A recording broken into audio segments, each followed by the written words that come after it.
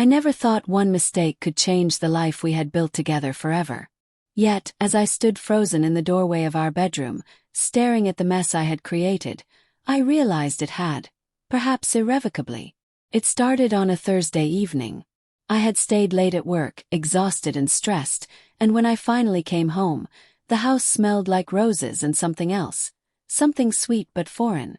Our bedroom door was cracked open, and through the sliver of light spilling into the hallway, I saw him. My heart stopped. Not my husband, not Robert, but a stranger. A man I had met only once at a conference a few weeks ago, whose charm had seemed harmless at the time. And now he was standing in our bedroom, his expression frozen in shock, just like mine. Robert's office light was off, but I knew he had been home. I had seen his shoes by the door. I had even imagined walking in on him. But this was a nightmare. Emily! The stranger's voice trembled. I thought you said. I didn't hear the rest. My mind was screaming. I turned and bolted toward the hallway, but the sound of the front door opening stopped me. Emily! Robert's voice was calm, but there was an undercurrent of something I had never heard before. Cold, sharp, cutting. I froze mid-step, my legs trembling. He stood there in the doorway, dressed in his work clothes, briefcase in hand, eyes narrowing as he took in the scene. Robert. I stammered, but my words died in my throat. He dropped his briefcase. It hit the floor with a hollow thud. How long? His voice was quiet, deceptively calm, but it carried a weight that made my chest ache. It wasn't supposed to happen. My voice cracked. I had rehearsed excuses, stories, anything to make this less real, but nothing sounded right. How long? He repeated, more forceful this time. His eyes, usually soft and full of warmth, were now icy, unreadable. A few weeks, I whispered. A few weeks. The words echoed in the room like a sentence being carved into stone. Emily. You've been crossing lines in our marriage while I was trusting you. Believing in us. Believing in you. I didn't mean. You didn't mean to betray me. Emily, betrayal isn't about intention. It's about action. His voice was steady now, controlled, but the pain in his eyes cut deeper than anything else. I wanted to reach out, to touch him, to beg for forgiveness, but I couldn't. He took a step back, creating a wall of silence between us that felt heavier than any physical barrier. I don't even know if I can look at you right now, he said finally. His voice barely above a whisper. The words shattered me. I had imagined his anger, his yelling, even the possibility of him leaving, but I hadn't prepared for this. The cold, numbing distance, the absence of the warmth that had defined our marriage. For days he wouldn't speak to me. He would nod if I tried to make small talk, but his eyes avoided mine.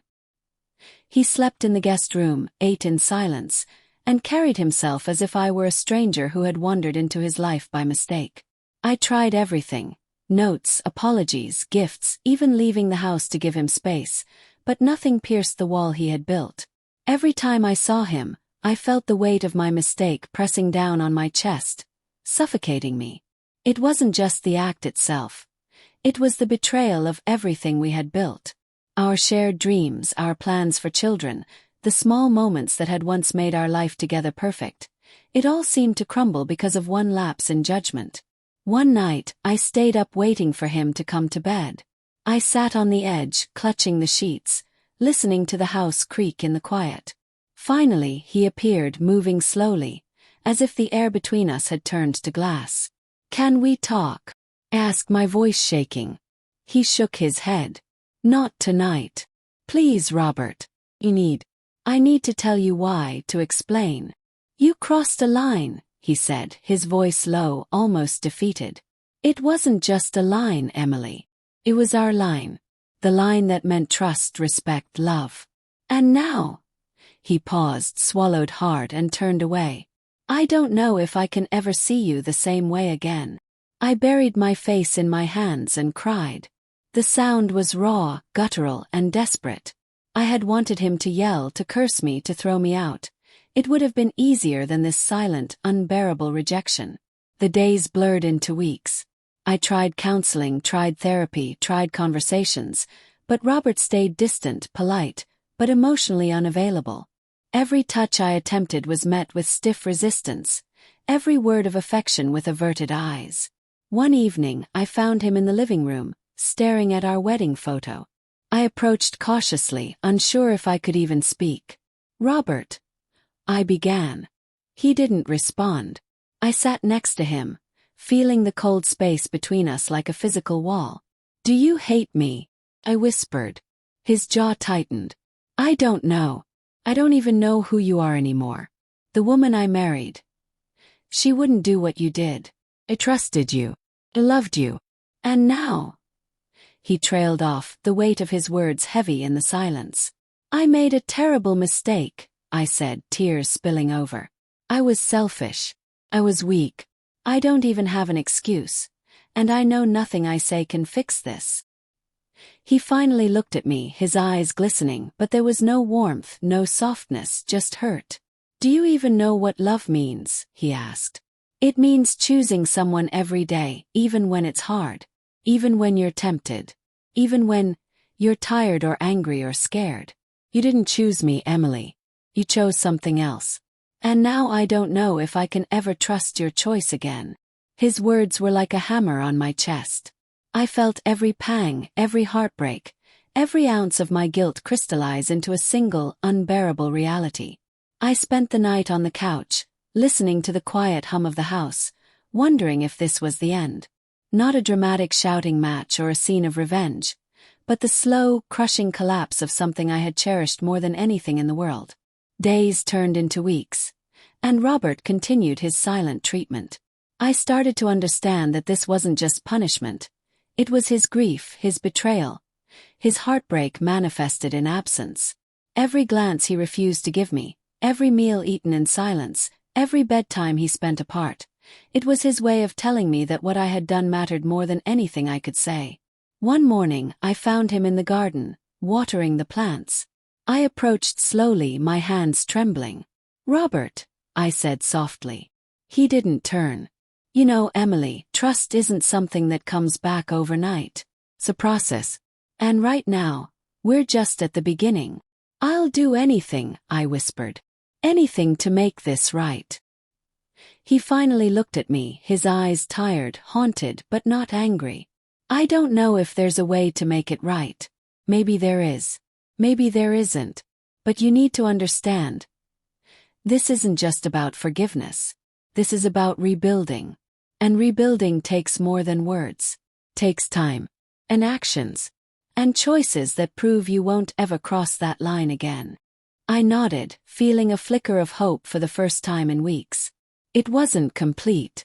It wasn't certainty. But it was a beginning. For the next months, I committed myself to earning back his trust. Every promise I made I kept. Every moment I spent with him was honest, transparent, and open.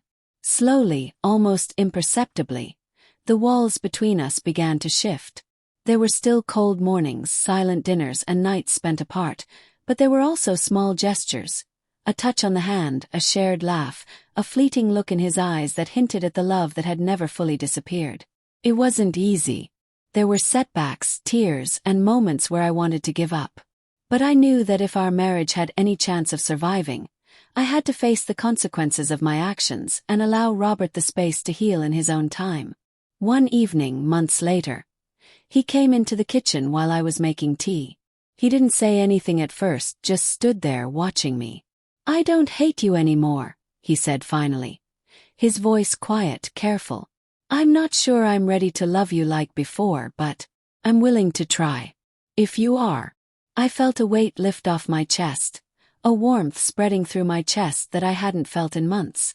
"I am," I whispered, tears brimming in my eyes. He reached for my hand, and this time I didn't pull away. It was tentative, careful, but it was a start. A small, fragile start, but enough to show that even after crossing the most forbidden line, even after breaking trust in the deepest, most painful way, there could still be a path forward. It would take time. It would take patience. It would take humility and courage. But that day I realized something crucial.